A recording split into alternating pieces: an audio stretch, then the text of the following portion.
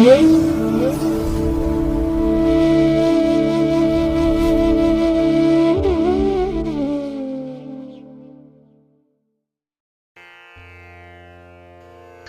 ಮಹಾಗಣಪತಯೇ ನಮಃ. ಶ್ರೀ ಗುರುಭ್ಯೋ ನಮಃ. ಹರಿ ಓಂ. ಪ್ರೀತಿಯ ವೀಕ್ಷಕ ಬಂಧುಗಳೇ, ತಮಗೆಲ್ಲರಿಗೂ ಸಿರಿಗನ್ನಡ ಸುದ್ದಿವಾಹಿನಿಗೆ ಸ್ವಾಗತ.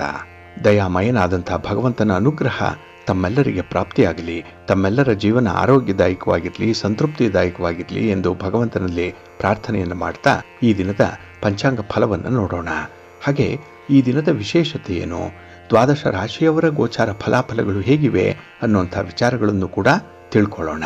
ಈ ದಿನ 2026 ಮೇ ತಿಂಗಳ 19ನೇ ತಾರೀಕು ಭೌಮವಾಸರ ಅಂದರೆ ಮಂಗಳವಾರ. ಇದು ಶ್ರೀ ಪರಾಭವ ನಾಮ ಸಂವತ್ಸರದ ಉತ್ತರಾಯಣ ಗ್ರೀಷ್ಮ ಋತು ಅಧಿಕ ಜ್ಯೇಷ್ಠ ಮಾಸದ ಶುಕ್ಲ ಪಕ್ಷದ ತದಿಗೆಯ ತಿಥಿ ಇರುವಂಥ ದಿನ, ಅಂದರೆ ಶುಕ್ಲ ಪಕ್ಷದ 3ನೆಯ ದಿನ ಇದು. ಈ ತದಿಗೆಯ ತಿಥಿ ಈ ದಿನ ಮಧ್ಯಾಹ್ನ 2:21 ಇರಲಿದೆ. ನಂತರ ಚತುರ್ಥಿ ಆರಂಭ ಆಗುತ್ತೆ. ಈ ದಿನದ ನಕ್ಷತ್ರ ಮೃಗಶಿರ ನಕ್ಷತ್ರ. ಇದು ಈ ದಿನ ಮಧ್ಯಾಹ್ನ 12:38 ಇರಲಿದೆ. ನಂತರ ಆರಿದ್ರ ನಕ್ಷತ್ರ ಆರಂಭ ಆಗುತ್ತೆ. ಈ ದಿನದ ಕರ್ಣ ಪೂರ್ವಕರ್ಣ ಗರಜ. ಇದು ಈ ದಿನ ಮಧ್ಯಾಹ್ನ 2:21 ಇರಲಿದೆ. ನಂತರ ಉತ್ತರ ಕರ್ಣ ವಣಿಜ ಆರಂಭ ಆಗುತ್ತೆ. ಈ ದಿನದ ಯೋಗ ಧೃತಿ ಯೋಗ. ಇದು ಈ ದಿನ ಸಂಜೆ 5:48 ಇರಲಿದೆ. ನಂತರ ಶೂಲ ಯೋಗ ಆರಂಭ ಆಗುತ್ತೆ. ಈ ದಿನ ದಿಕ್ಶೂಲೆ ಇರುವಂಥದ್ದು ಉತ್ತರ ದಿಕ್ಕಿಗೆ. ಇನ್ನು ಈ ದಿನ ಸೂರ್ಯ ಇರುವಂಥ ರಾಶಿ ವೃಷಭ, ಚಂದ್ರ ಇರುವಂಥ ರಾಶಿ ಮಿಥುನ. ಹಾಗೆ ಈ ದಿನ ರಾಹುಕಾಲ ಇರುವಂಥ ಸಮಯ ಈ ದಿನ ಅಪರಾಹ್ನ 3:30 ಸಂಜೆ 5:05 ಗುಳಿಕ ಕಾಲ ಈ ದಿನ ಮಧ್ಯಾಹ್ನ 12:19 ಮಧ್ಯಾಹ್ನ 1:55 ಹಾಗೆ ಯಮಗಂಡ ಕಾಲ ಈ ದಿನ ಬೆಳಿಗ್ಗೆ 9:09 ಬೆಳಿಗ್ಗೆ 10:44 ಇರಲಿದೆ. ಇನ್ನು ಈ ದಿನ ದುಷ್ಟ ಮುಹೂರ್ತ ಇರುವಂಥ ಸಮಯ ಈ ದಿನ ಬೆಳಿಗ್ಗೆ 8:12 ಬೆಳಿಗ್ಗೆ 9:06 ದುಷ್ಟ ಮುಹೂರ್ತದ ಸಮಯ. ಹಾಗಾಗಿ ಈ ಸಮಯದಲ್ಲಿ ಯಾವುದೇ ಪ್ರಯಾಣವನ್ನಾಗಲಿ ಯಾವುದೇ ಶುಭ ಕಾರ್ಯಗಳನ್ನಾಗಲಿ ಆರಂಭ ಮಾಡಬೇಡಿ. ಏಕೆಂದರೆ ನೀವು ಯಾವುದೇ ಚಟುವಟಿಕೆಗಳನ್ನು ಈ ದುರ್ಮುಹೂರ್ತದ ಸಮಯದಲ್ಲಿ ಆರಂಭ ಮಾಡಿದರೆ ಅದರಿಂದ ಬರುವಂತಹ ಫಲಿತಾಂಶಗಳು ಅಷ್ಟೊಂದು ಅನುಕೂಲಕರವಾಗಿ ಇರೋದಿಲ್ಲ. ಆದ್ದರಿಂದಲೇ ಈ ದುಷ್ಟ ಮುಹೂರ್ತವನ್ನು ಅವಾಯ್ಡ್ ಮಾಡುವಂಥದ್ದು ತುಂಬ ಉತ್ತಮ. ಇನ್ನು ಈ ದಿನ ಅಭಿಜಿತ್ ಮುಹೂರ್ತ ಇರುವಂಥ ಸಮಯ ಈ ದಿನ ಬೆಳಿಗ್ಗೆ 11:50 ಮಧ್ಯಾಹ್ನ 12:40 ಅಭಿಜಿತ್ ಮುಹೂರ್ತದ ಸಮಯ. ಇನ್ನು ಈ ದಿನ ವಿಶೇಷವಾಗಿ ಅಮೃತ ಕಾಲ ಇರುವಂಥ ಸಮಯ ಈ ದಿನ ರಾತ್ರಿ 9:13 ರಾತ್ರಿ 10:39 ಅಮೃತ ಕಾಲದ ಸಮಯ. ಇನ್ನು ಈ ದಿನ ಚಗೋದಯದ ಲಾಭದ ಸಮಯ ಯಾವುದು ಅಂತ ಹೇಳಿದ್ರೆ ಈ ದಿನ ಬೆಳಿಗ್ಗೆ 10:45 ಮಧ್ಯಾಹ್ನ 12:18 ಚಗೋದಯದ ಲಾಭದ ಸಮಯ. ವ್ಯಾಪಾರಸ್ಥರು, ವ್ಯವಹಾರಸ್ಥರು, ವರ್ತಕರು, ಹಣದ ಲೇವಾದೇವಿ ವ್ಯವಹಾರವನ್ನು ಮಾಡುವಂಥವರು, ಒಟ್ಟಾರೆ ವ್ಯಾಪಾರಿ ವರ್ಗದವರು ನಿಮ್ಮ ಚಟುವಟಿಕೆಗಳನ್ನು ಈ ಸಮಯದಲ್ಲಿ ಆರಂಭ ಮಾಡ್ಬೋದು.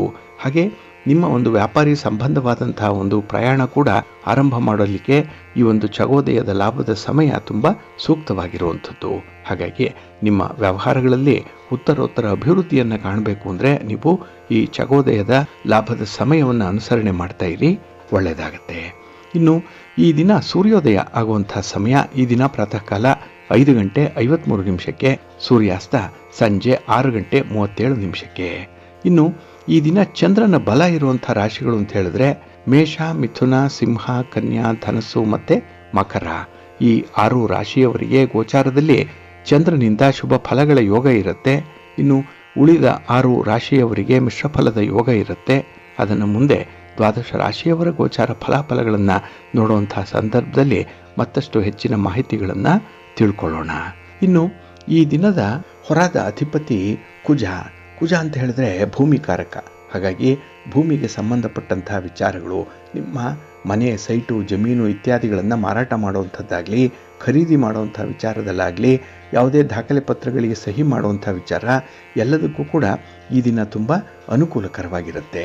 ಇನ್ನು ಕುಜ ಶಕ್ತಿಗೆ, ಅಧಿಕಾರಕ್ಕೆ, ಸಾಹಸಕ್ಕೆ ಕಾರಕನಾಗಿರುವಂಥವನು. ಹಾಗಾಗಿ ಈ ದಿನ ಯಾರು ಸ್ಪರ್ಧಾತ್ಮಕ ಪರೀಕ್ಷೆಯಲ್ಲಿ ಭಾಗವಹಿಸ್ತಾ ಇದ್ದಾರೆ, ಯಾರು ಕ್ರೀಡಾ ಸ್ಪರ್ಧೆಯಲ್ಲಿ ಭಾಗವಹಿಸ್ತಾರೆ ಅಂಥವ್ರಿಗೆ ತುಂಬ ಅನುಕೂಲತೆಗಳು ಇರುತ್ತೆ. ಅಲ್ಲಿ ನಿಮ್ಮ ಸಾಹಸವನ್ನು, ನಿಮ್ಮ ಪ್ರತಿಭೆಯನ್ನು ತೋರಿಸಲಿಕ್ಕೆ ಒಳ್ಳೆಯ ಅವಕಾಶಗಳು ಸಿಕ್ಕುವಂತಹ ಸಂದರ್ಭ ಇದು. ಇನ್ನು ಕುಜ ಅಹಂಕಾರಕ್ಕೆ ಮತ್ತು ಆಕ್ರಮಣ ಮಾಡುವಂಥ ಬುದ್ಧಿಗೂ ಕೂಡ ಕಾರಕನಾಗಿರ್ತಾನೆ. ಹಾಗಾಗಿ ಎಲ್ಲೋ ಒಂದು ಕಡೆ ನಿಮ್ಮ ಅಧಿಕಾರ, ನಿಮ್ಮ ದರ್ಪ ಸ್ವಲ್ಪ ಮಿತಿ ಮೀರಿದ್ರೆ ಅಲ್ಲಿ ನಿಮಗೆ ಹಿನ್ನಡೆ ಉಂಟಾಗಲಿಕ್ಕೆ ಸಾಧ್ಯ ಆಗುತ್ತೆ. ಹಾಗಾಗಿ ಬಹಳ ವಿಶೇಷವಾದಂತಹ ರೀತಿಯಲ್ಲಿ ಈ ದಿನದ ಚಟುವಟಿಕೆಗಳನ್ನು ನೀವು ಮುಂದುವರಿಸಬೇಕಾಗತ್ತೆ. ಈ ದಿನ ಕುಜ ಸ್ಪರ್ಧೆಗೆ ಕಾರಕನಾಗಿರುವಂಥವನು. ಹಾಗಾಗಿ ಈ ದಿನ ಸ್ಪರ್ಧೆಯಲ್ಲಿ ಭಾಗವಹಿಸುವಂತಹ ಕ್ರೀಡಾಪಟುಗಳಿಗೂ ಕೂಡ ತುಂಬ ಅವಕಾಶಗಳಿದೆ.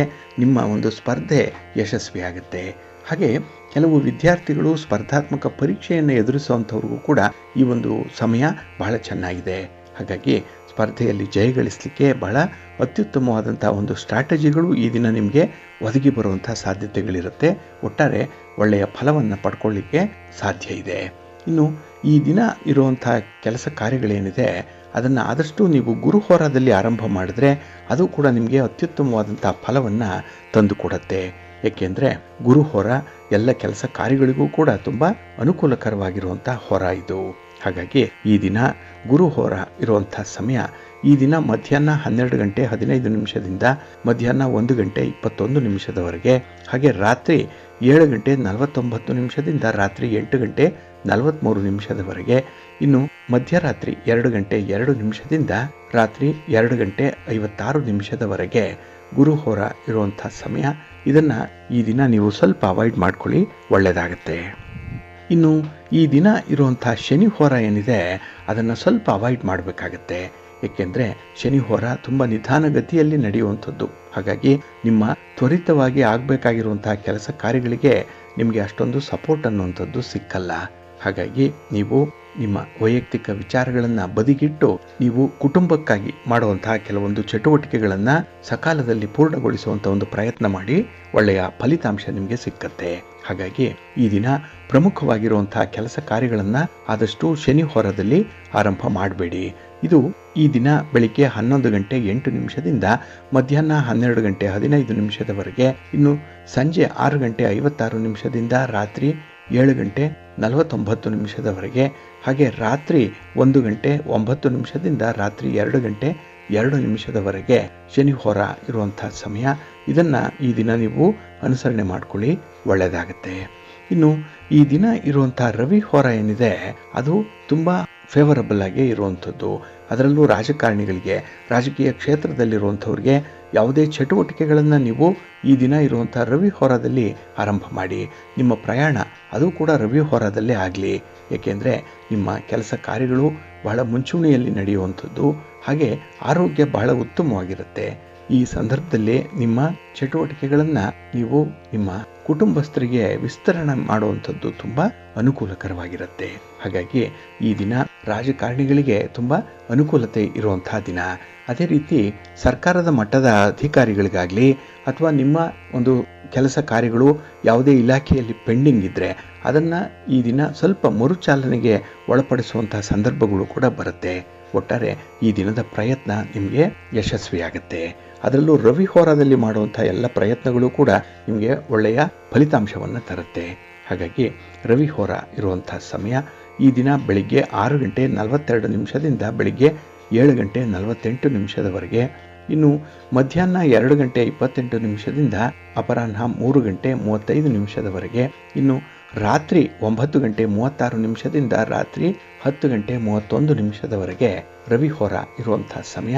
ಇದನ್ನು ಈ ದಿನ ನೀವು ಅನುಸರಣೆ ಮಾಡಬಹುದು, ಒಳ್ಳೆಯದಾಗುತ್ತೆ. ಆದರೆ ಈ ದಿನದ ಚಂದ್ರ ಹೋರ ಕೂಡ ಅಷ್ಟೊಂದು ಫೇವರಬಲ್ ಆಗಿಲ್ಲ. ಅದರಲ್ಲೂ ಹಾಲು, ನೀರು, ಎಣ್ಣೆ, ಪೆಟ್ರೋಲ್, ಕೆಮಿಕಲ್ಸ್ ಇತ್ಯಾದಿ ದ್ರವ ಪದಾರ್ಥಗಳನ್ನು ಯಾರು ಮಾರಾಟ ಮಾಡ್ತಾರೆ, ಯಾರು ಖರೀದಿ ಮಾಡ್ತಾರೆ ಅಂಥವರು ಸ್ವಲ್ಪ ಎಚ್ಚರದಿಂದ ಇರಬೇಕಾಗತ್ತೆ ಈ ಚಂದ್ರ ಹೋರಾದಲ್ಲಿ. ಇನ್ನು ಈ ದಿನ ಹೋಟೆಲ್ ಉದ್ಯಮವನ್ನು ನಡೆಸ್ತಾ ಇರುವಂಥವ್ರಿಗೂ ಕೂಡ ಈ ಹೋಟೆಲ್ ಬಿಸ್ನೆಸ್ಸು ನಿಮಗೆ ಒಂದು ಕಡೆ ಉತ್ತಮವಾಗಿ ನಡೆದರೂ ಕೂಡ ಮತ್ತೊಂದು ಕಡೆ ಮನಸ್ತಾಪಗಳು ಆಗ್ತಾ ಇರುತ್ತೆ. ಹಾಗಾಗಿ ಪ್ರಮುಖವಾದಂಥ ವ್ಯಕ್ತಿಯೊಬ್ಬರು ನಿಮಗೆ ಕೈ ಕೊಡೋದ್ರಿಂದ ಈ ದಿನ ಕೆಲವೊಂದು ವಿಚಾರಗಳಲ್ಲಿ ಹಿನ್ನಡೆ ಉಂಟಾಗುತ್ತೆ. ಇದು ನಿಮಗೆ ಈ ಚಂದ್ರ ಹೋರಾದಲ್ಲೇ ಸಂಭವಿಸುವಂಥ ಸಾಧ್ಯತೆ ಇರುತ್ತೆ. ಹಾಗಾಗಿ ಆದಷ್ಟು ಚಂದ್ರ ಹೋರಾದಲ್ಲಿ ನೀವು ಜಾಗೃತೆಯಿಂದ ಇರಬೇಕಾಗತ್ತೆ. ಇದು ಈ ದಿನ ಬೆಳಿಗ್ಗೆ 10 ಗಂಟೆ 2 ನಿಮಿಷದಿಂದ ಬೆಳಿಗ್ಗೆ 11 ಗಂಟೆ 18 ನಿಮಿಷದವರೆಗೆ, ಇನ್ನು ಸಂಜೆ 5:48 ಸಂಜೆ 6:55 ಇನ್ನು ರಾತ್ರಿ 12:16 ರಾತ್ರಿ 1:09 ಚಂದ್ರಹೋರ ಇರುವಂಥ ಸಮಯ. ಇದನ್ನು ಈ ದಿನ ಸ್ವಲ್ಪ ಅವಾಯ್ಡ್ ಮಾಡ್ಕೊಳ್ಳಿ, ಒಳ್ಳೆಯದಾಗತ್ತೆ. ಹಾಗಾಗಿ ಬಂಧುಗಳೇ, ನಿಮ್ಮ ಕೆಲಸ ಕಾರ್ಯಗಳನ್ನು, ನಿಮ್ಮ ಚಟುವಟಿಕೆಗಳನ್ನು ಆದಷ್ಟು ಶುಭ ಮುಹೂರ್ತದಲ್ಲಿ ಆರಂಭ ಮಾಡಿ.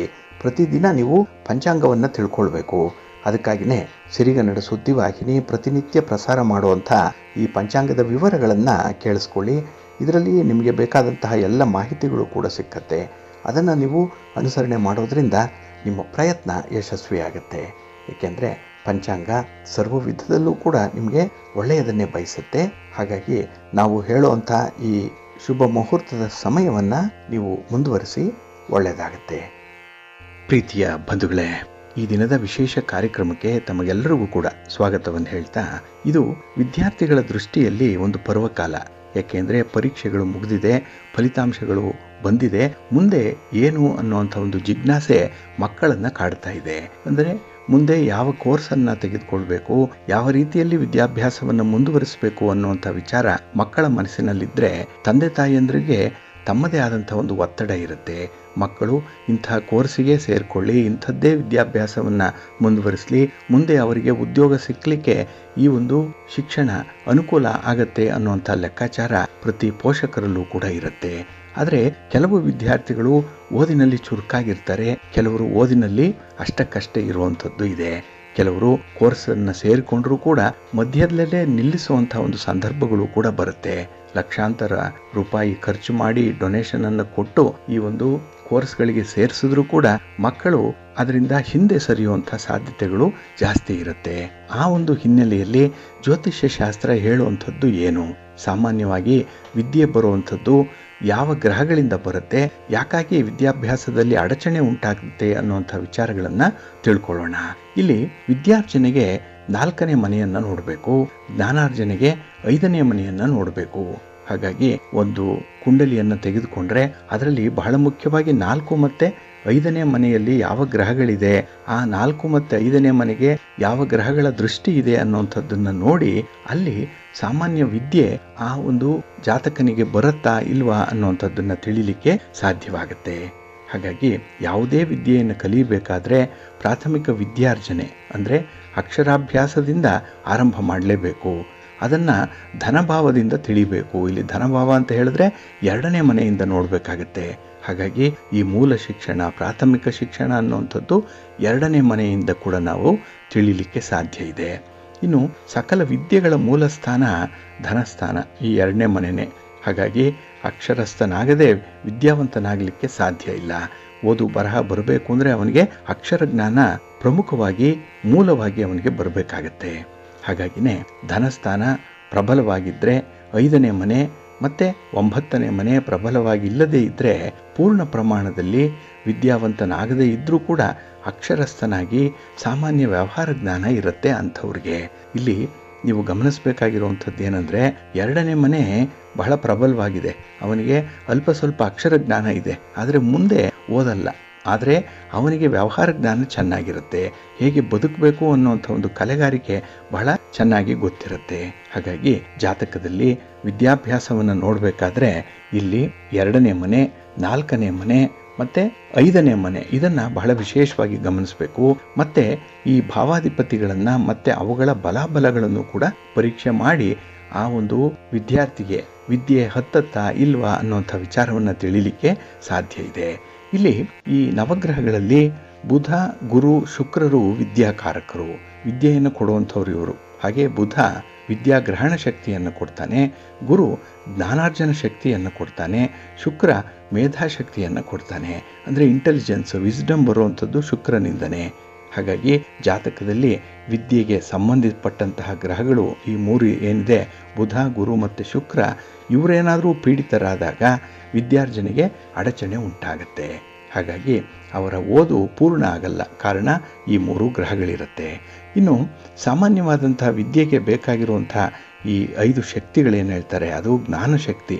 ಇದನ್ನು ರವಿ ಮತ್ತು ಬುಧ ಕೊಡ್ತಾರೆ. ಇದನ್ನು ಪಂಚಮ ಭಾವದಿಂದ ನಾವು ನೋಡಬೇಕು, ಅಂದರೆ 5ನೇ ಮನೆಯನ್ನು ನೋಡಬೇಕು. ಇನ್ನೊಂದು ವಿದ್ಯೆಗೆ ಬಹಳ ಮುಖ್ಯವಾಗಿ ಬೇಕಾಗಿರುವಂಥದ್ದು ಜ್ಞಾಪಕ ಶಕ್ತಿ. ಯಾಕೆಂದರೆ ಪರೀಕ್ಷೆಯಲ್ಲಿ ಈ ಒಂದು ಮೆಮೊರಿ ಪವರ್ ಇದ್ದರೆ, ಜ್ಞಾಪಕ ಶಕ್ತಿ ಇದ್ದರೆ ಮಾತ್ರ ಅವರು ಪರೀಕ್ಷೆಯಲ್ಲಿ ಉತ್ತೀರ್ಣರಾಗ್ತಾರೆ. ಆ ಒಂದು ಹಿನ್ನೆಲೆಯಲ್ಲಿ ಗುರು, ಬುಧ, ಶುಕ್ರ ಮತ್ತು ಶನಿ ಇವರು ಜ್ಞಾಪಕ ಶಕ್ತಿಯನ್ನು ಕೊಡುವಂತಹ ಗ್ರಹಗಳು. ಈ ಒಂದು ವಿಚಾರವನ್ನು ತಿಳಿಬೇಕಿದ್ರೆ ನಾವು ಆ ಕುಂಡಲಿಯ 2ನೇ ಮನೆ ಮತ್ತು 7ನೇ ಮನೆಯನ್ನು ನೋಡಬೇಕು. ಇನ್ನು ಬುದ್ಧಿಶಕ್ತಿ ಬಹಳ ವಿಶೇಷವಾಗಿ ಬೇಕಾಗಿರುವಂಥದ್ದು, ಇದನ್ನು ಗುರು ಕೊಡ್ತಾನೆ. ಇದನ್ನು ನಾವು 4ನೇ ಮನೆ ಮತ್ತು 5ನೇ ಮನೆಯಿಂದ ನೋಡಲಿಕ್ಕೆ ಸಾಧ್ಯ ಇದೆ. ಇನ್ನೊಂದು ಬಹಳ ವಿಶೇಷವಾಗಿ ಮೇಧಾಶಕ್ತಿ, ಇಂಟೆಲಿಜೆನ್ಸ್ ಅನ್ನುವಂಥದ್ದು ಬರೋದು ರವಿ, ಬುಧ ಮತ್ತು ರಾಹುವಿನಿಂದ ಬರುತ್ತೆ. ಇಲ್ಲಿ ಶುಕ್ರ ಕೂಡ ಮೇಧಾಶಕ್ತಿಗೆ ಬಹಳ ಪವರ್ಫುಲ್ಲಾಗಿ ಇರುವಂಥವನು. ಹಾಗಾಗಿನೇ ನಾವು 10ನೇ ಮನೆಯಿಂದ ಈ ಮೇಧಾಶಕ್ತಿಯನ್ನು ನಾವು ನೋಡಲಿಕ್ಕೆ ಸಾಧ್ಯ ಇದೆ. ಹಾಗಾಗಿ ಇಲ್ಲಿ 2ನೇ ಭಾವ, 4ನೇ ಭಾವ, 5ನೇ ಭಾವ ಮತ್ತು 10ನೇ ಭಾವ ಏನಿದೆ ಅದು ಬಹಳವಾಗಿ ನಮಗೆ ಗ್ರಹಣ ಶಕ್ತಿಯನ್ನು ಕೊಡುವಂಥದ್ದು 2ನೇ ಭಾವ. ಬರವಣಿಗೆಯನ್ನು ಹೇಳುವಂಥದ್ದು 2ನೇ ಭಾವ. ಇನ್ನು 4ನೇ ಭಾವದಲ್ಲಿ ಮನಸ್ಸಿಟ್ಟು ಕಲಿಕೆ ಮಾಡುವಂಥದ್ದು, ಕಾನ್ಸಂಟ್ರೇಷನ್ ಇರುವಂಥದ್ದು. ಹಾಗೆ ಉನ್ನತ ವಿದ್ಯಾಭ್ಯಾಸಕ್ಕೆ ಸೇರ್ಪಡೆ ಆಗಬೇಕು ಅಂತ ಹೇಳಿದ್ರೆ ಈ 4ನೇ ಭಾವ ಚೆನ್ನಾಗಿರಬೇಕು. ಇನ್ನು ಪಂಚಮ ಭಾವ 5ನೇ ಮನೆಯಿಂದ ಬುದ್ಧಿಶಕ್ತಿಯನ್ನು ಮತ್ತು ಜ್ಞಾನ ಸಂಪಾದನಾ ದಾಹ ಎಷ್ಟಿದೆ ಅವರಿಗೆ ಅನ್ನೋವಂಥದ್ದನ್ನು, ಅಂದರೆ ಆ ಅರ್ಜಿ ಎಷ್ಟಿದೆ ವಿದ್ಯೆ ಕಲೀಲಿಕ್ಕೆ ಅನ್ನೋವಂಥದ್ದು 5ನೇ ಮನೆ ತಿಳಿಸತ್ತೆ. ಇನ್ನು 10ನೇ ಮನೆ ವಿದ್ಯಾ ವರ್ಗವನ್ನು ತಿಳಿಸತ್ತೆ. ಅಂದರೆ ಯಾವ ಯಾವ ರಾಶಿಯವರಿಗೆ ಯಾವ ರೀತಿಯ ವಿದ್ಯೆ ಕೈಗೂಡುತ್ತೆ ಅನ್ನುವಂಥ ಒಂದು ವಿಚಾರವನ್ನು. ಇನ್ನು ವಿದ್ಯೆಗೆ ತೊಂದರೆ ಮಾಡುವಂತಹ ಗ್ರಹಗಳು ಬಹಳ ವಿಶೇಷವಾಗಿ ಗಮನಿಸಬೇಕಾಗಿರುವಂಥದ್ದು ಕುಜ, ರವಿ, ಶನಿ, ರಾಹು ಮತ್ತು ಕೇತು. ಹಾಗೆ ಬಲಹೀನನಾದಂತಹ ಶುಕ್ರ, ಪೀಡಿತ ಬುಧ ಇವರು ವಿದ್ಯೆಗೆ ತೊಂದರೆಯನ್ನು ಮಾಡ್ತಾರೆ. ಇನ್ನು ರವಿ ವಿದ್ಯಾಕಾಲದಲ್ಲಿ ದೈಹಿಕ ತೊಂದರೆಯನ್ನು ಕೊಡ್ತಾನೆ.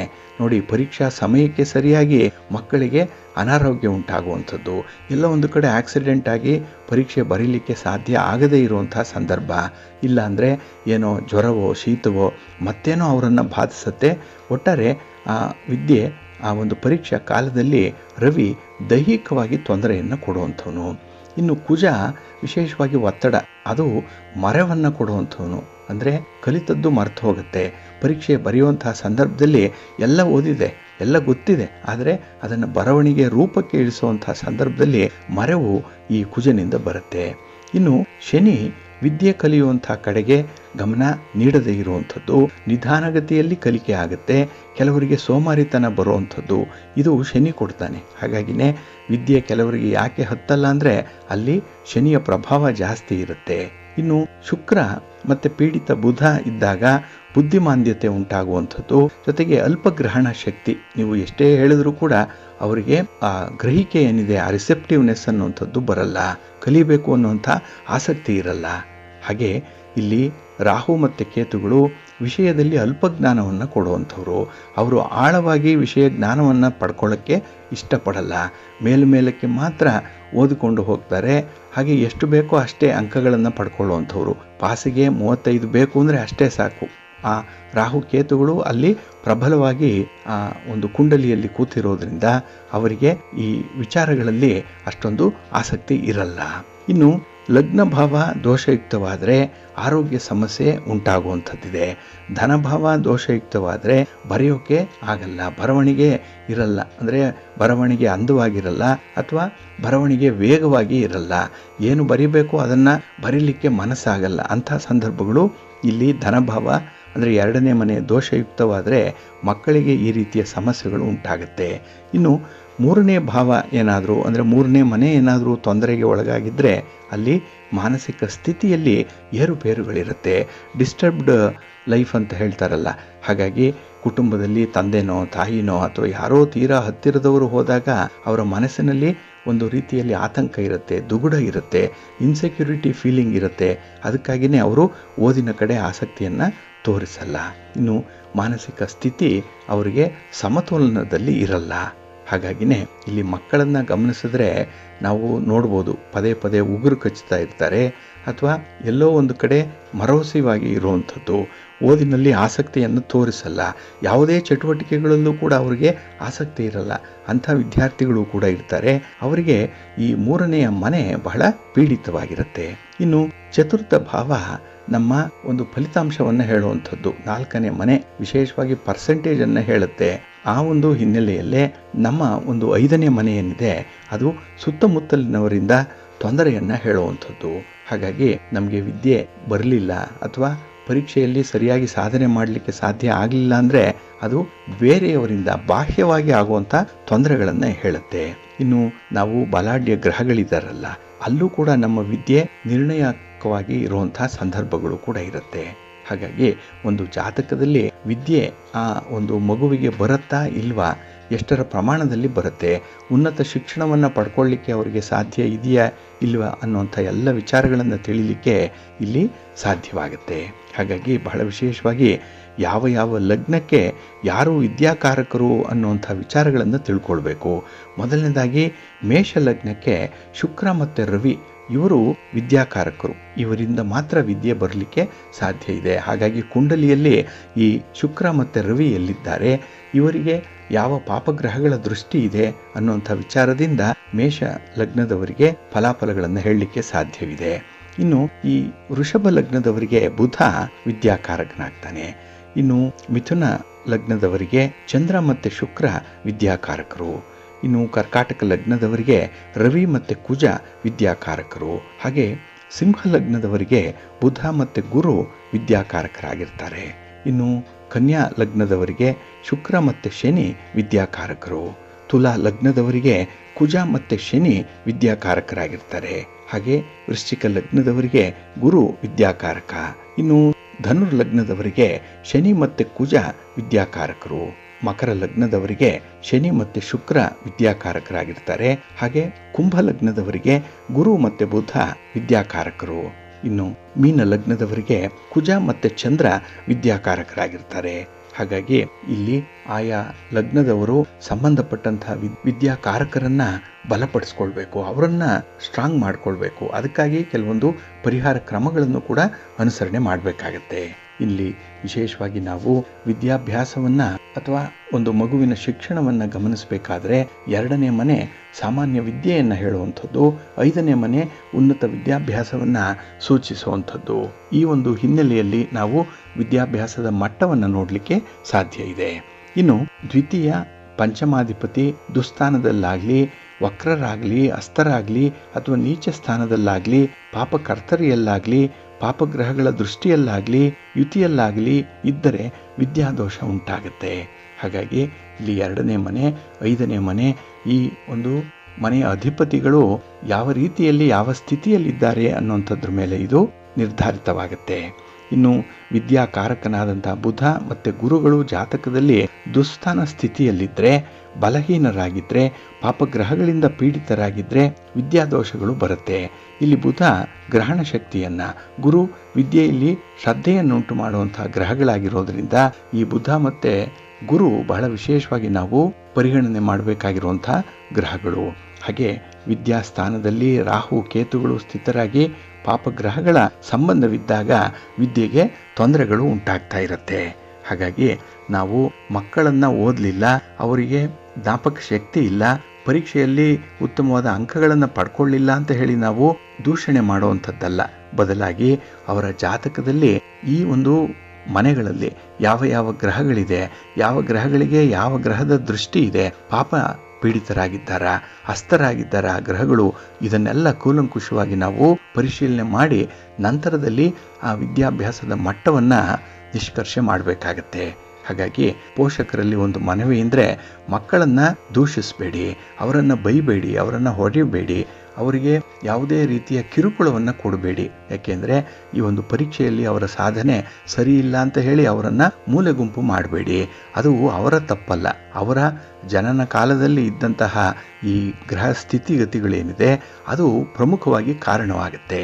ಹಾಗಾಗಿ ಜಾತಕವನ್ನು ಬರೆಸಿ ಅದರಲ್ಲಿ ಈ ಗ್ರಹಗತಿಗಳ ಒಂದು ಅವಸ್ಥೆಯನ್ನು ನೋಡಿ ಅದಕ್ಕೆ ಸೂಕ್ತವಾದಂಥ ಪರಿಹಾರವನ್ನು ಮಾಡಿ ನಂತರದಲ್ಲಿ ಅವರು ವಿದ್ಯೆಯಲ್ಲಿ ಆಸಕ್ತಿ ಬರುವಂತೆ ಮಾಡಿ, ಅವರಿಗೆ ಜ್ಞಾಪಕ ಶಕ್ತಿ ಬರುವಂತೆ ಮಾಡಿ ಅವರು ಕೂಡ ಆ ವಿದ್ಯೆಯನ್ನು ಕಲಿತು ಜೀವನದಲ್ಲಿ ಎಲ್ಲರಂತೆ ಬದುಕಲಿಕ್ಕೆ ಅವಕಾಶ ಆಗುತ್ತೆ.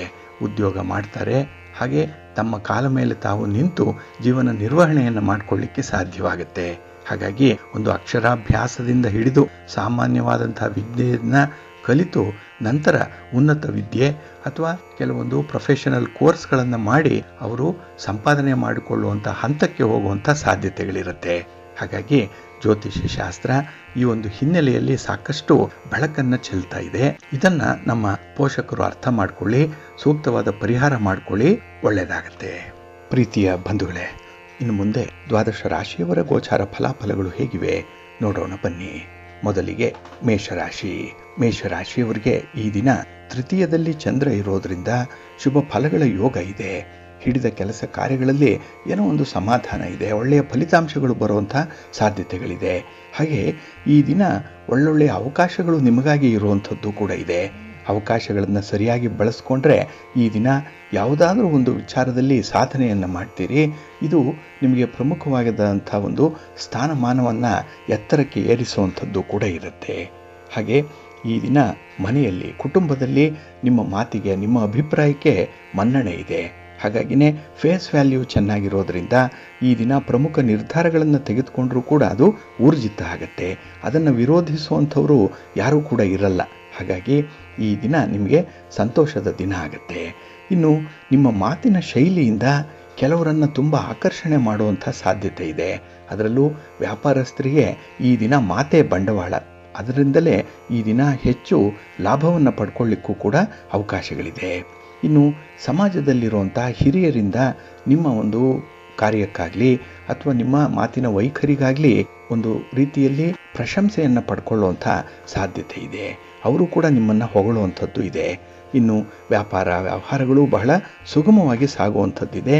ಆದರೆ ಹಿಂದೆ ಆಗಿರುವಂಥ ಕೆಲವೊಂದು ಕಹಿ ಘಟನೆಗಳೇನಿದೆ, ಖರ್ಚು ವೆಚ್ಚಗಳೇನಿದೆ, ನಷ್ಟದ ಬಾಬ್ತುಗಳೇನಿದೆ, ಇದು ಈ ದಿನ ಮರುಕಳಿಸಬಾರ್ದು. ಆ ರೀತಿ ಎಚ್ಚರಿಕೆ ವಹಿಸುವಂಥದ್ದು ಉತ್ತಮ. ಇನ್ನು ಈ ದಿನ ಗ್ರಹಗತಿಗಳು ಅನುಕೂಲಕರವಾದಂತಹ ಸ್ಥಿತಿಯಲ್ಲಿರೋದ್ರಿಂದ ನೀವು ಯಾವುದೇ ಕೆಲಸಕ್ಕೆ ಕೈ ಹಾಕಿದ್ರೂ ಕೂಡ ಅದು ಮುಂದುವರಿಯುತ್ತೆ, ಸಮಾಧಾನಕರವಾದಂಥ ಫಲಿತಾಂಶವನ್ನು ತರುತ್ತೆ. ಆದರೆ ಈ ದಿನ ಹೊಸದಾಗಿ ಪರಿಚಯ ಆಗ್ತಾರಲ್ಲ ಅಂಥವ್ರ ಜೊತೆ ಮಾತ್ರ ಸ್ವಲ್ಪ ಸಂಯಮದಿಂದ ಇರಿ, ಒಳ್ಳೆಯದಾಗುತ್ತೆ. ನಿಮ್ಮ ಮನೆ ದೇವರನ್ನು ಸ್ಮರಣೆ ಮಾಡ್ತಾ ಇರಿ.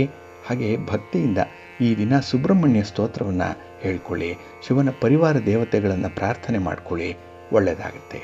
ನಿಮ್ಮ ಅದೃಷ್ಟದ ಬಣ್ಣ ಕೆಂಪು, ಅದೃಷ್ಟದ ದಿಕ್ಕು ಪೂರ್ವ ದಿಕ್ಕು, ಅದೃಷ್ಟ ಸಂಖ್ಯೆ 1. ವೃಷಭ ರಾಶಿ. ವೃಷಭ ರಾಶಿಯವರಿಗೆ ಈ ದಿನ ದ್ವಿತೀಯದಲ್ಲಿ ಚಂದ್ರ ಇರುವಂಥ ದಿನ. ಧನಸ್ಥಾನ ಇದು, ಕುಟುಂಬ ಸ್ಥಾನ. ಹಾಗಾಗಿ ಇಲ್ಲಿ ಚಂದ್ರ ಇದ್ದಾಗ ಮನಸ್ಸಿಗೆ ಏನೋ ಒಂದು ರೀತಿಯಲ್ಲಿ ಒತ್ತಡ ಇರುತ್ತೆ, ಏನೋ ಒಂದು ವೇದನೆ ಇರುತ್ತೆ, ಹೇಳಿಕೊಳ್ಳಲಾಗದಂಥ ಒಂದು ಪರಿಸ್ಥಿತಿ ಇರುತ್ತೆ. ಅದರಲ್ಲೂ ಈ ದಿನ ಕುಟುಂಬದಲ್ಲಿ, ಅದರಲ್ಲೂ ನಿಮ್ಮ ಒಂದು ಹತ್ತಿರದ ಬಂಧು ವರ್ಗದವರಿಂದ ತುಂಬ ಒತ್ತಡಗಳು ಉಂಟಾಗುವಂಥದ್ದು ಕೂಡ ಇದೆ. ಆದರೆ ಈ ಸಾಮಾಜಿಕ ಸಂಬಂಧಗಳು ಗಟ್ಟಿಯಾಗುವಂಥ ಕೆಲಸಗಳನ್ನು ಮಾಡಬೇಕು.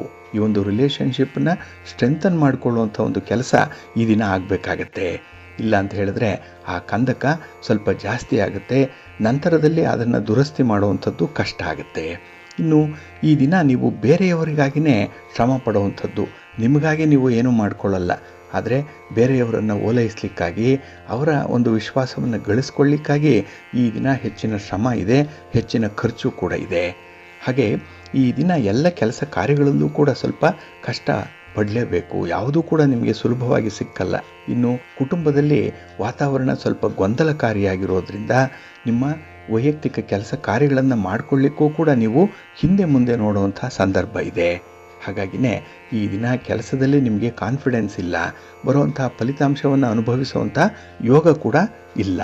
ಇನ್ನು ಈ ದಿನ ವ್ಯವಹಾರಗಳು ತುಂಬ ನಿಧಾನಗತಿಯಲ್ಲಿ ನಡೆಯೋದ್ರಿಂದ ನಿಮಗೆ ತುಂಬ ಬೇಸರ ಉಂಟಾಗುತ್ತೆ, ಕೆಲಸದಲ್ಲೇ ನಿರಾಸಕ್ತಿ ಉಂಟಾಗುವಂಥ ಸಾಧ್ಯತೆಗಳು ಕೂಡ ಇದೆ.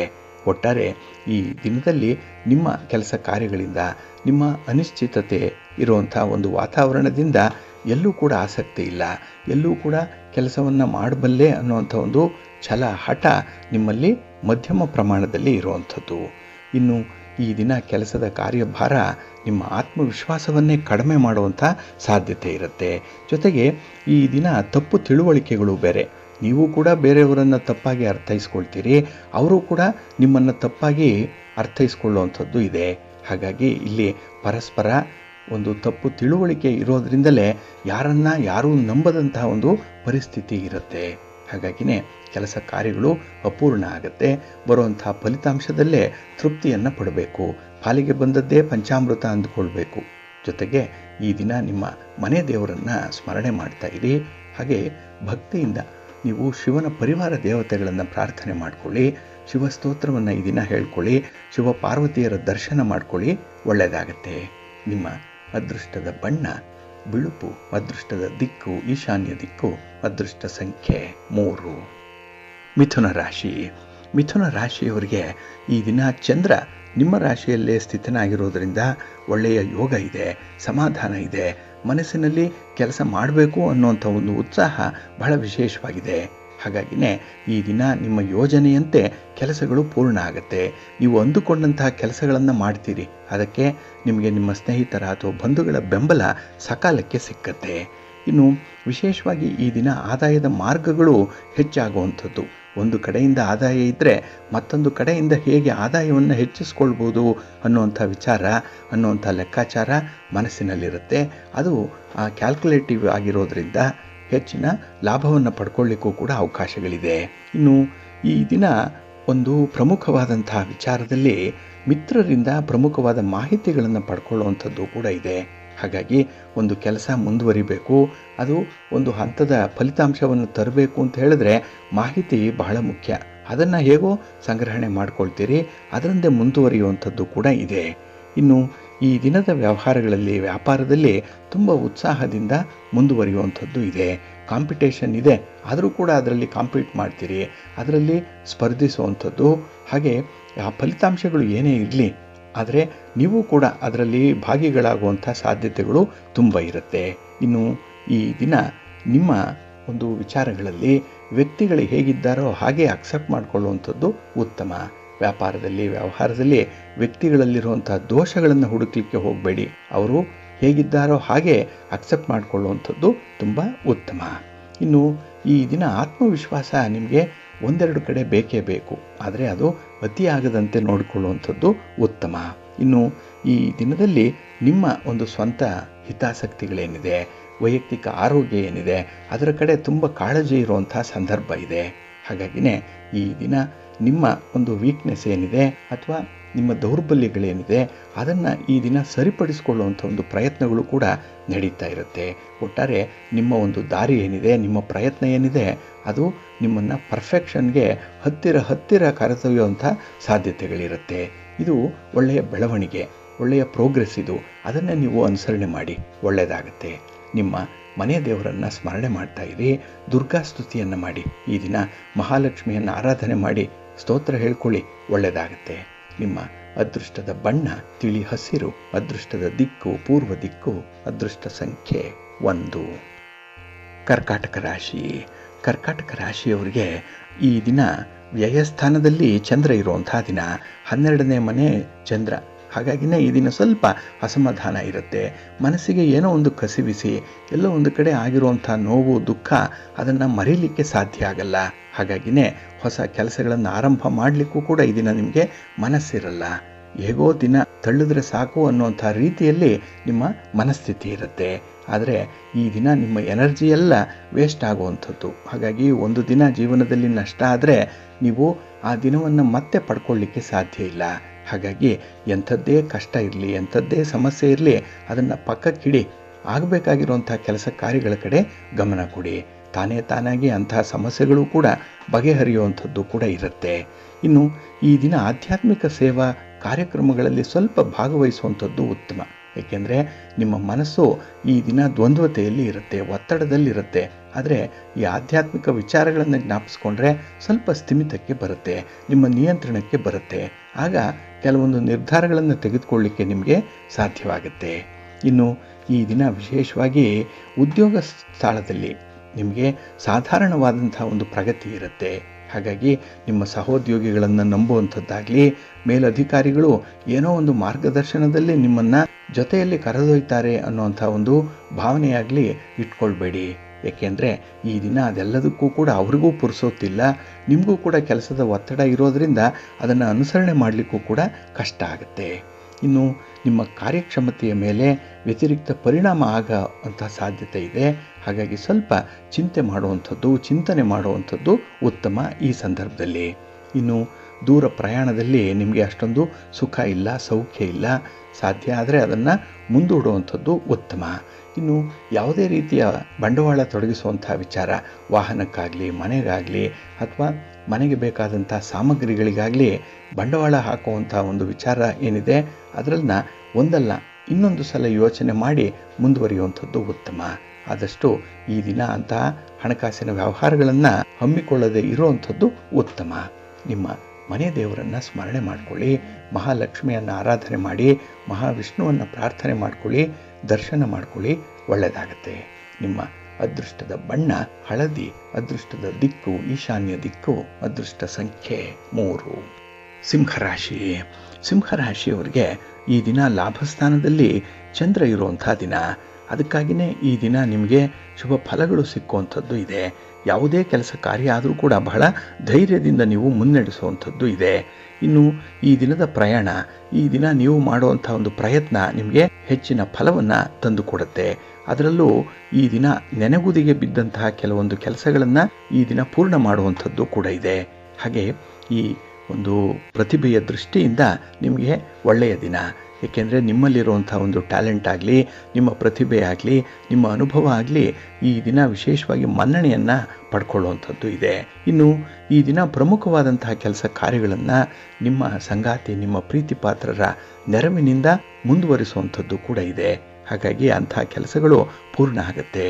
ಇನ್ನು ವಿಶೇಷವಾಗಿ ಆಸ್ತಿ ವಿವಾದಗಳೇನಾದರೂ ಇದ್ದರೆ, ಸ್ಥಿರ ಆಸ್ತಿ, ಪಿತ್ರಾರ್ಜಿತ ಆಸ್ತಿ, ಇಂತಹ ವಿವಾದಗಳಿದ್ದರೆ ಈ ದಿನ ಸ್ವಲ್ಪ ಪ್ರಯತ್ನ ಮಾಡಿದ್ರೆ ಅದು ಬಗೆಹರಿಯುವಂಥ ಒಂದು ಹಂತಕ್ಕೆ ಬರುತ್ತೆ.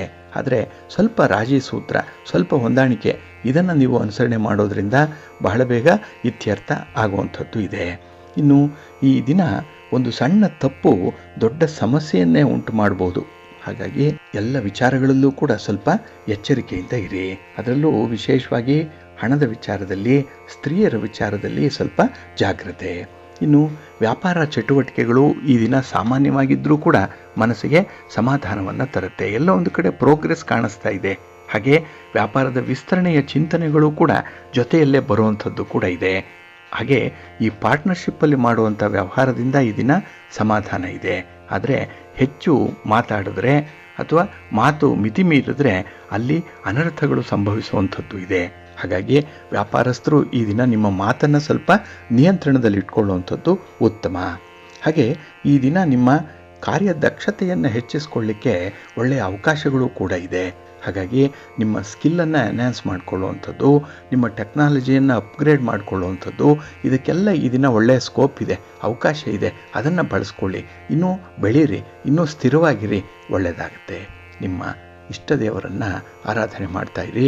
ಶ್ರೀ ಲಕ್ಷ್ಮೀ ನರಸಿಂಹ ಸ್ತೋತ್ರವನ್ನು ಹೇಳ್ಕೊಳ್ಳಿ, ನರಸಿಂಹ ಸ್ವಾಮಿಯ ದರ್ಶನ ಮಾಡಿಕೊಳ್ಳಿ, ಸುಬ್ರಹ್ಮಣ್ಯ ಸ್ವಾಮಿಯ ದರ್ಶನ ಮಾಡಿಕೊಳ್ಳಿ, ಒಳ್ಳೆಯದಾಗುತ್ತೆ.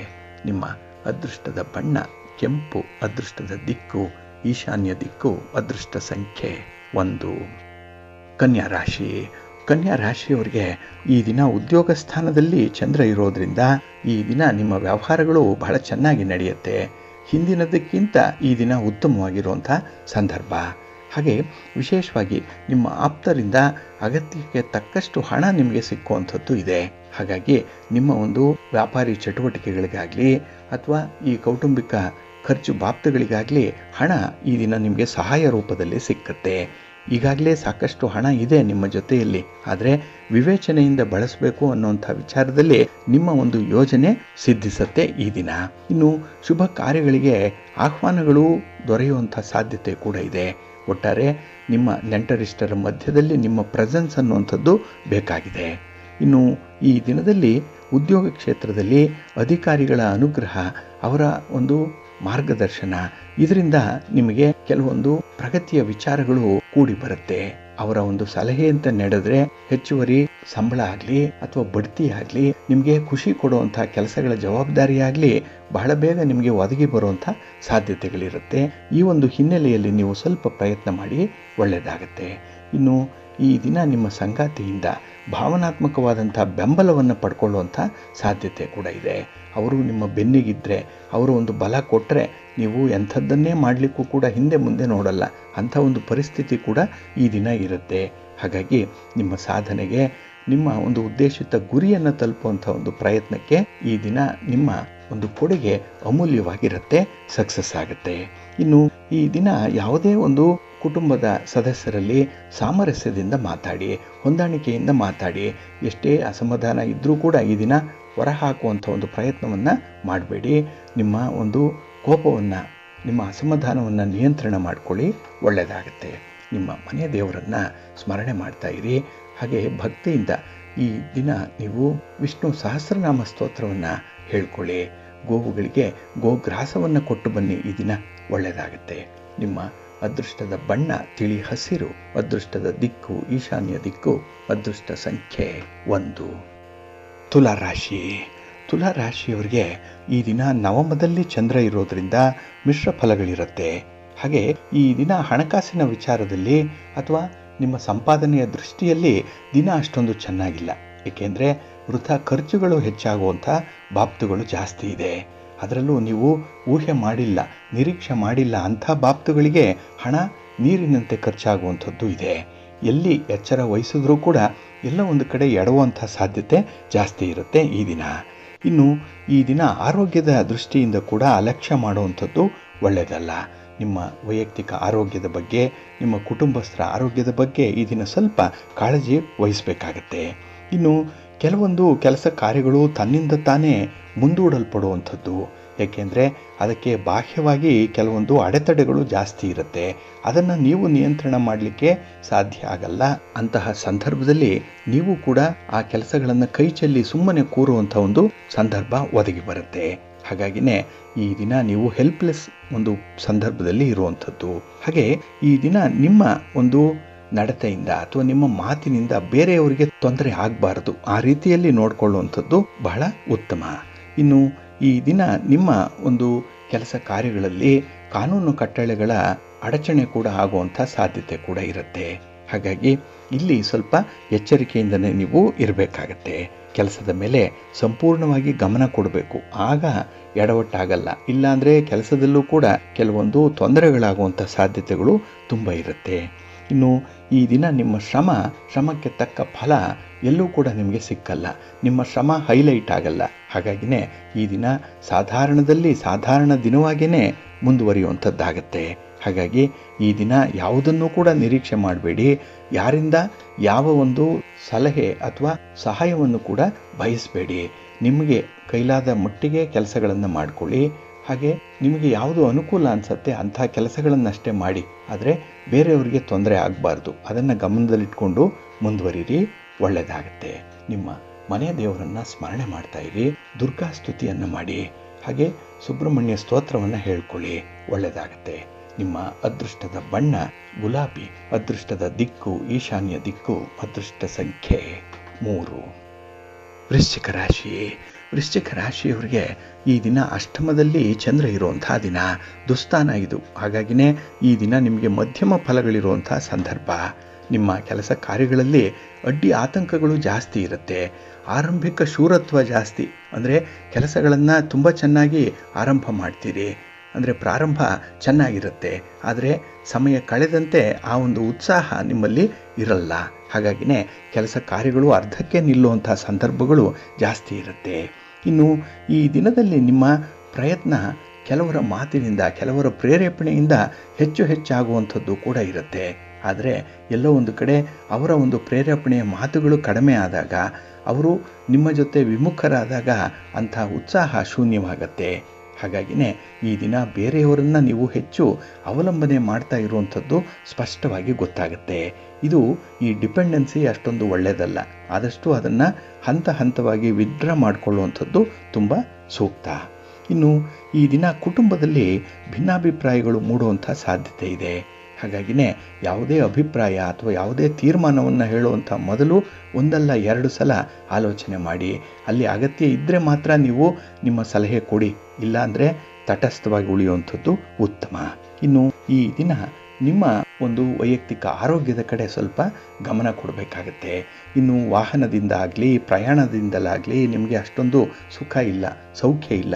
ಹಾಗಾಗಿ ದೂರದ ಪ್ರಯಾಣ ಅನ್ನುವಂಥದ್ದಿದ್ದರೆ ಮುಂದೂಡುವಂಥದ್ದು ಉತ್ತಮ. ಯಾವುದೇ ರೀತಿಯಲ್ಲೂ ಕೂಡ ಅದೃಷ್ಟವನ್ನು ಪರೀಕ್ಷೆ ಮಾಡಲಿಕ್ಕೆ ಹೋಗಬೇಡಿ. ಇನ್ನು ಈ ದಿನದಲ್ಲಿ ಹಣದ ವಿಚಾರ, ವಾಹನದ ವಿಚಾರ, ನಿಮ್ಮ ಆರೋಗ್ಯದ ವಿಚಾರ, ಈ ಮೂರನ್ನು ತೀವ್ರವಾಗಿ ನೀವು ಪರಿಗಣಿಸಬೇಕಾಗತ್ತೆ. ಇನ್ನು ಈ ದಿನ ನಿಮ್ಮ ಸಂಗಾತಿಯ ಅಸಮಾಧಾನ, ಒಂದು ಅಸಹಕಾರ ಮನಸ್ಸಿಗೆ ಸ್ವಲ್ಪ ಬೇಸರವನ್ನು ತರಿಸುವಂಥ ಸಂದರ್ಭ ಇದು.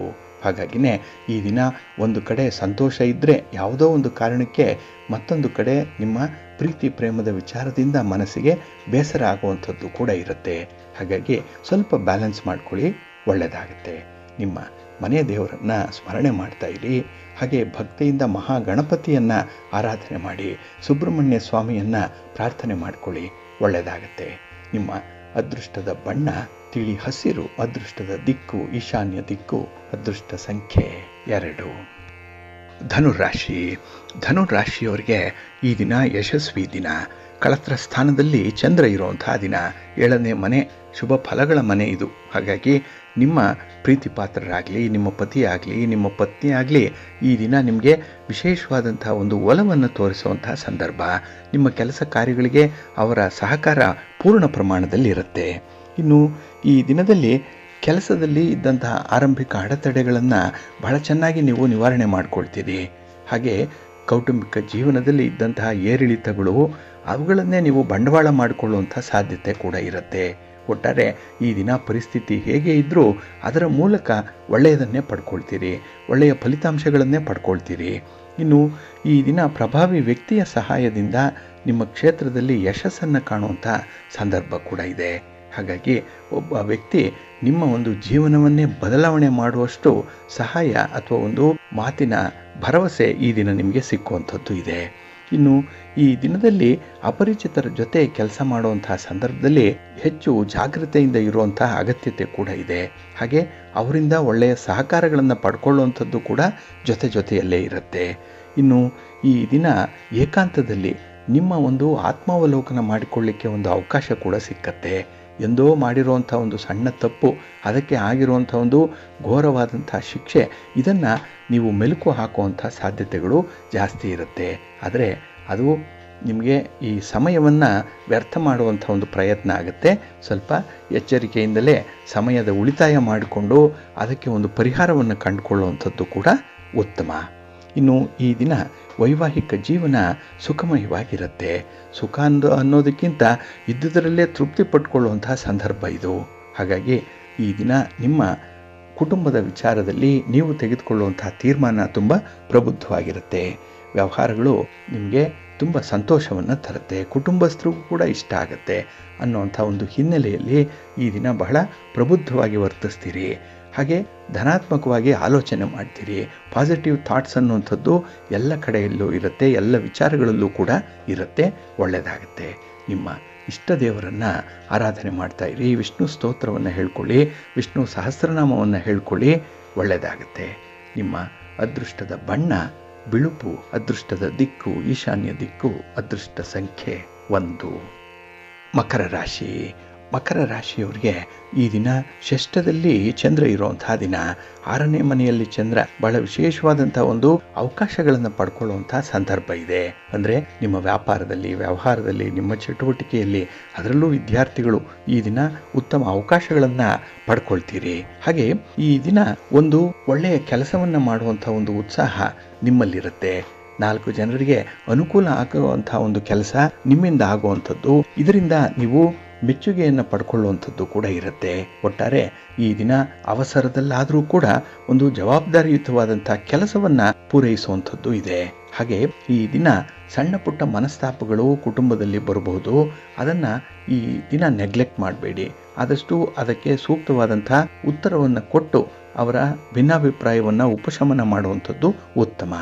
ಇನ್ನು ಈ ದಿನ ಕುಟುಂಬದ ಅವಶ್ಯಕತೆಯ ಕಡೆ ಕೂಡ ಹೆಚ್ಚಿನ ಗಮನ ಕೊಡಬೇಕಾದಂತಹ ಅನಿವಾರ್ಯ ಪರಿಸ್ಥಿತಿ ಬಂದಿದೆ. ಹಾಗೆ ಈ ದಿನ ಯಾವುದೇ ಒಂದು ವಿಚಾರದಲ್ಲೂ ಕೂಡ ನಿಮ್ಮ ಕೆಲಸ ಕಾರ್ಯಗಳಲ್ಲಿ ನಿಮ್ಮ ಪ್ರಾಮಾಣಿಕತೆ, ನಿಮ್ಮ ನಿಷ್ಠೆ ಇದನ್ನು ನೀವು ತೋರಿಸುವಂತಹ ಒಂದು ಸಂದರ್ಭ ಕೂಡ ಇದೆ. ಹಾಗಾಗಿನೇ ಈ ದಿನ ಬಹಳ ಸಂತುಷ್ಟರಾದಂಥ ಒಂದು ಜೀವನ ನಿಮ್ಮದಾಗಿರುತ್ತೆ. ಬಂಧು ಮಿತ್ರರ ಸಹಕಾರ ನಿಮಗೆ ಸಿಕ್ಕುವಂಥದ್ದು, ಹಾಗೆ ಬಂಧುಗಳ ಭೇಟಿ, ಅವರ ಜೊತೆ ಕಮ್ಯುನಿಕೇಷನ್ ಏನಿದೆ ಸಮಾಧಾನವನ್ನು ತರುತ್ತೆ. ಒಟ್ಟಾರೆ ಈ ದಿನದಲ್ಲಿ ಹೊಸ ಹೊಸ ಪ್ರೋತ್ಸಾಹಕಗಳು ಸಿಕ್ಕುವಂಥ ಸಂದರ್ಭ ಇದೆ. ಹಣ ಹೂಡಿಕೆ ಮಾಡಲಿಕ್ಕೂ ಕೂಡ ಒಳ್ಳೆಯ ಸಮಯ ಇದು. ಆದರೆ ಒಂದು ಸಲ ಯೋಚನೆ ಮಾಡಿ ಮುಂದುವರಿಯುವಂಥದ್ದು ಉತ್ತಮ. ಇನ್ನು ಈ ದಿನ ನೀವು ಸಕಾರಾತ್ಮಕವಾಗಿ ಕೆಲವೊಂದು ಸಮಸ್ಯೆಗಳನ್ನು ಎದುರಿಸಬೇಕಾಗತ್ತೆ. ಹಾಗಾಗಿ ಸಮಸ್ಯೆ ಬಂತು ಅಂತ ಹೇಳಿ ಕೈಕಟ್ಟಿ ಕೂರುವಂಥದ್ದು ಅಥವಾ ಭಯಭೀತರಾಗಿ ಅದಕ್ಕೆ ವಿಮುಖರಾಗುವಂಥ ಒಂದು ಪ್ರಯತ್ನವನ್ನು ಮಾಡಬೇಡಿ. ಧೈರ್ಯದಿಂದ ಎದುರಿಸಿ, ಇವತ್ತಲ್ಲ ನಾಳೆ ಅದಕ್ಕೆ ಪರಿಹಾರ ಸಿಕ್ಕತ್ತೆ, ಒಳ್ಳೆಯದಾಗತ್ತೆ. ನಿಮ್ಮ ಮನೆ ದೇವರನ್ನು ಸ್ಮರಣೆ ಮಾಡ್ತಾ ಇರಿ. ಹಾಗೆ ಭಕ್ತಿಯಿಂದ ಈ ದಿನ ನೀವು ಶ್ರೀ ಲಕ್ಷ್ಮೀ ವೆಂಕಟೇಶ್ವರ ಸ್ವಾಮಿಯ ಆರಾಧನೆ ಮಾಡಿಕೊಳ್ಳಿ, ಸ್ವಾಮಿಯ ದರ್ಶನ ಮಾಡಿಕೊಳ್ಳಿ, ಒಳ್ಳೆಯದಾಗತ್ತೆ. ನಿಮ್ಮ ಅದೃಷ್ಟದ ಬಣ್ಣ ಬಿಳುಪು, ಅದೃಷ್ಟದ ದಿಕ್ಕು ಈಶಾನ್ಯ ದಿಕ್ಕು, ಅದೃಷ್ಟ ಸಂಖ್ಯೆ 2. ಕುಂಭರಾಶಿ. ಕುಂಭರಾಶಿಯವರಿಗೆ ಈ ದಿನ ಪಂಚಮದಲ್ಲಿ ಚಂದ್ರ ಇರುವಂತಹ ದಿನ. ಇದು ನಿಮಗೆ ಮಿಶ್ರ ಫಲವನ್ನು ತರುವಂಥದ್ದು. ಅದರಲ್ಲೂ ಮಕ್ಕಳ ವಿಚಾರವಾಗಿ ಈ ದಿನ ಅನಿರೀಕ್ಷಿತವಾಗಿ ಮಾತಿನ ಅಸಮಾಧಾನಗಳು ಉಂಟಾಗುವಂಥ ಸಾಧ್ಯತೆ ಇರುತ್ತೆ. ಹಾಗಾಗಿ ಕುಟುಂಬಸ್ಥರು ಈ ದಿನದಲ್ಲಿ ಮಕ್ಕಳನ್ನೇ ಕೇಂದ್ರವಾಗಿಟ್ಟುಕೊಂಡು ಮಾಡುವಂಥ ಕೆಲವೊಂದು ರಂಪ ರಾಮಾಯಣಗಳೇನಿದೆ ಮನಸ್ಸನ್ನು ಈ ದಿನ ಘಾಸಿಗೊಳಿಸುತ್ತೆ ನಿಮಗೆ. ಹಾಗೆ ಹಣಕಾಸಿನ ತೊಂದರೆಗಳು ಕೂಡ ಉಂಟಾಗುವಂಥದ್ದಿದೆ. ಹಾಗಾಗಿ ಹಣ ಇಲ್ಲ ಅಂತಿಲ್ಲ, ಆದರೆ ಎಲ್ಲೆಲ್ಲೋ ಇದೆ, ಸಮಯಕ್ಕೆ ಸರಿಯಾಗಿ ಅದು ನಿಮ್ಮ ಕೈಯಿಗೆ ಬರುವಂಥದ್ದಿಲ್ಲ. ಇಂಥ ಒಂದು ಸಂದರ್ಭದಲ್ಲಿ ನಿಮ್ಮ ಒಂದು ಪ್ರಯಾಸ ಬಹಳ ವಿಪರೀತವಾಗಿರುತ್ತೆ, ಕಷ್ಟಪಡಬೇಕಾಗತ್ತೆ. ಹಣಕ್ಕೆ ಬೇರೆಯವರ ಬಳಿ ಕೈಯೊಡ್ಡುವಂಥದ್ದು, ಸಾಲ ತರುವಂಥ ಒಂದು ಪರಿಸ್ಥಿತಿ ಕೂಡ ಉದ್ಭವ ಆಗುವಂಥ ಸಾಧ್ಯತೆ ಇರುತ್ತೆ. ಇನ್ನು ಈ ಒಂದು ಬೇಸರ ಹಲವು ಆನಂದಗಳನ್ನು ಹಾಳು ಮಾಡುವಂಥದ್ದು ಇರುತ್ತೆ. ಹಾಗಾಗಿ ಈ ದಿನ ಸಂತೋಷ ಪಡಲಿಕ್ಕೆ ಅವಕಾಶ ಇದೆ, ಆದರೆ ಯಾವುದೋ ಒಂದು ತೆರೆಯ ಮರೆಯಲ್ಲಿ ಆಗ್ತಾ ಇರುವಂಥ ವಿದ್ಯಮಾನಗಳಿಂದ ಈ ದಿನ ನಿಮಗೆ ನಗಲಿಕ್ಕೂ ಕೂಡ ಸ್ವಾತಂತ್ರ್ಯ ಇರಲ್ಲ ಅನ್ನುವಂಥ ಒಂದು ಈ ಕಂಟ್ರೋಲ್ಡ್ ಡೆಮಾಕ್ರಸಿಯಲ್ಲಿದ್ದಂತೆ ಇರಬೇಕಾಗತ್ತೆ. ಇನ್ನು ಈ ದಿನ ಗೆಲುವಿಗಾಗಿ ಹೋರಾಟ ಮಾಡಬೇಕು, ಅದು ನಿಮ್ಮ ಅಂತಃಶಕ್ತಿಯನ್ನು ಹೆಚ್ಚಿಸುತ್ತೆ. ಹಾಗಾಗಿ ಸೋಲನ್ನು ಒಪ್ಪಿಕೊಳ್ಳುವಂಥದ್ದು ಬೇಡ, ಗೆಲುವು ಇದೆ ಅದಕ್ಕಾಗಿ ಕಷ್ಟಪಡಿ. ಆರಂಭ ಚೆನ್ನಾಗಿದೆ, ಎಲ್ಲೋ ಮಧ್ಯದಲ್ಲಿ ಅವಘಡ ಆಗಿದೆ, ಆದರೆ ಕೊನೆ ನಿಮಗೆ ಸಂತೋಷದಾಯಕವಾಗಿರುತ್ತೆ, ಹ್ಯಾಪಿ ಎಂಡಿಂಗ್ ಆಗುವಂಥ ಸಾಧ್ಯತೆ ಇರುತ್ತೆ. ಹಾಗಾಗಿ ಕೆಲಸಗಳನ್ನು ಮುಂದುವರಿಸಿ. ಈ ದಿನ ನಿಮ್ಮ ನೋವಿಗೆ ಸ್ಪಂದಿಸುವಂಥ ಒಬ್ಬ ವ್ಯಕ್ತಿ ಕೂಡ ಸಿಕ್ಕುವಂಥದ್ದು ಕೂಡ ಇದೆ. ಹಾಗಾಗಿನೇ ನಿಮ್ಮ ಮನಸ್ಸಿಗೆ ಒಂದು ರೀತಿಯಲ್ಲಿ ಭದ್ರತೆ ಇದೆ. ಏಕೆಂದರೆ ಅಂತಹ ವ್ಯಕ್ತಿಗಳ ಜೊತೆಯಲ್ಲಿ ಈ ದಿನ ಏನಾದರೂ ಸಾಧನೆ ಮಾಡಲಿಕ್ಕೆ ಅವಕಾಶ ಭಗವಂತ ಕೊಟ್ಟಿದ್ದಾನೆ ಅನ್ನುವಂಥ ಒಂದು ಸಮಾಧಾನ ಇರುತ್ತೆ. ಒಟ್ಟಾರೆ ಈ ದಿನ ನಿಮ್ಮ ಒಂದು ವ್ಯವಹಾರಗಳಲ್ಲಿ ಸಾಧಾರಣವಾದಂಥ ಪ್ರಗತಿ ಇದ್ದರೂ ಕೂಡ ಅದನ್ನು ವೇಗವನ್ನು ಹೆಚ್ಚಿಸ್ಕೊಳ್ಳಿಕ್ಕೆ ಅವಕಾಶಗಳು ಕೂಡ ಇದೆ. ಮುಂದುವರಿರಿ, ಒಳ್ಳೆಯದಾಗತ್ತೆ. ನಿಮ್ಮ ಇಷ್ಟ ದೇವರನ್ನು ಆರಾಧನೆ ಮಾಡ್ತಾ ಇರಿ.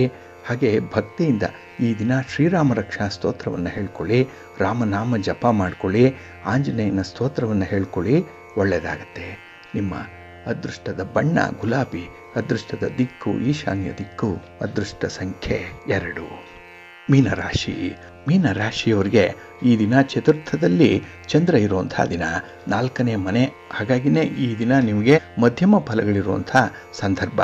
ಏಕೆಂದರೆ ಕೆಲಸ ಕಾರ್ಯಗಳ ಆರಂಭದಲ್ಲೇ ಕೆಲವೊಂದು ಅಡೆತಡೆಗಳು ಉಂಟಾಗುವಂಥ ಸಾಧ್ಯತೆ ಇದೆ. ಇನ್ನು ಈ ದಿನದಲ್ಲಿ ಸಣ್ಣ ಮನಸ್ಸಿನವರ ಜೊತೆ ಸ್ನೇಹ ಮಾಡುವಂಥ ಸಾಧ್ಯತೆ ಇರೋದರಿಂದ ನಿಮಗೂ ಕೂಡ ಒಂದು ರೀತಿಯಲ್ಲಿ ಸಣ್ಣತನ ಬರುವಂಥದ್ದು ಇರುತ್ತೆ. ಹಾಗಾಗಿ ಹೊಡೆದರೆ ಭಂಡಾರ ಹೊಡಿಬೇಕು, ಮಾಡಿದ್ರೆ ದೊಡ್ಡವರ ಗೆಳೆತನ ಮಾಡಬೇಕು. ಈ ಒಂದು ವಿಚಾರದಲ್ಲಿ ನೀವು ಈ ದಿನ ನಿಮ್ಮ ನಿಲುವನ್ನು ಬದಲಾವಣೆ ಮಾಡಿಕೊಳ್ಳುವಂಥದ್ದು ಉತ್ತಮ.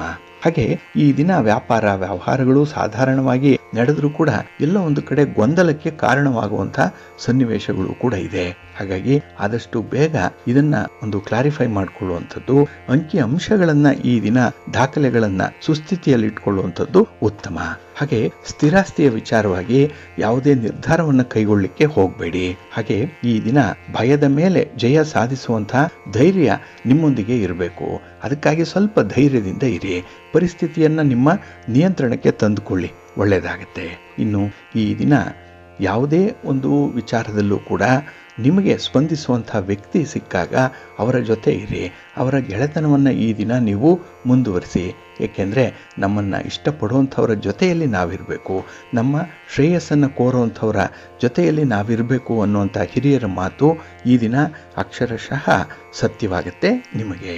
ಇನ್ನು ಈ ದಿನ ಅನಗತ್ಯವಾಗಿ ಹೆಚ್ಚು ಯೋಚನೆಯನ್ನು ಮಾಡಿ ಸಮಯವನ್ನು ವ್ಯರ್ಥ ಮಾಡಿಕೊಳ್ಬೇಡಿ. ಏನಾಗಬೇಕು ಅದು ಹಾಗೇ ಆಗುತ್ತೆ. ಆದರೆ ಅದನ್ನು ತಡೆಯುವಂಥದ್ದು, ಪರಿಹಾರ ಮಾಡಿಕೊಳ್ಳುವಂಥ ಒಂದು ಪ್ರಯತ್ನ ಮಾತ್ರ ನಮ್ಮಿಂದ ಆಗಬೇಕು. ಹಾಗಾಗಿ ಯೋಚನೆ ಮಾಡಿ ಎಷ್ಟು ಬೇಕೋ ಅಷ್ಟೇ ಮಾಡಿ. ಇನ್ನು ಈ ದಿನದಲ್ಲಿ ಮನೆಯಲ್ಲಿ ಶುಭ ಕಾರ್ಯಗಳು ಸನ್ನಿಹಿತವಾಗ್ತಾ ಇರುವಂಥ ಸಂದರ್ಭ. ಅದಕ್ಕಾಗಿ ಒಂದು ಪೂರ್ವ ಸಿದ್ಧತೆಯೋ ಮಾತುಕತೆಯೋ ನಡಿಬೇಕು. ಅದಕ್ಕೆ ಸ್ವಲ್ಪ ಅಡಚಣೆಗಳು ಕಾಣಿಸ್ಕೊಳ್ಳುವಂಥ ಸಾಧ್ಯತೆಗಳಿರುತ್ತೆ. ನಿಮ್ಮ ಮನೆ ದೇವರನ್ನು ಸ್ಮರಣೆ ಮಾಡಿ, ಮನೆಯ ದೇವರಿಗೆ ಇಂತಹ ಕೆಲಸ ಕಾರ್ಯಗಳು ಯಶಸ್ವಿ ಆಗಲಿ ಅಂತ ಹೇಳಿ ಪ್ರಾರ್ಥನೆಯನ್ನು ಮಾಡಿ ಒಂದು ಮುಡಿಪನ್ನು ಎತ್ತಿಟ್ಟು ಕೆಲಸಗಳನ್ನು ಮುಂದುವರಿಸಿ, ಒಳ್ಳೆಯದಾಗುತ್ತೆ. ನಿಮ್ಮ ಇಷ್ಟ ದೇವರನ್ನು ಈ ದಿನ ಪ್ರಾರ್ಥನೆ ಮಾಡಿಕೊಳ್ಳಿ. ಹಾಗೆ ಭಕ್ತಿಯಿಂದ ಆಂಜನೇಯ ಸ್ತೋತ್ರವನ್ನು ಹೇಳ್ಕೊಳ್ಳಿ. ಹನುಮಾನ್ ಚಾಲೀಸನ್ನು ಈ ದಿನ ಹೇಳ್ತಾ ಇರಿ, ಒಳ್ಳೆಯದಾಗುತ್ತೆ. ನಿಮ್ಮ ಅದೃಷ್ಟದ ಬಣ್ಣ ಕೇಸರಿ, ಅದೃಷ್ಟದ ದಿಕ್ಕು ಈಶಾನ್ಯ ದಿಕ್ಕು, ಅದೃಷ್ಟ ಸಂಖ್ಯೆ 5.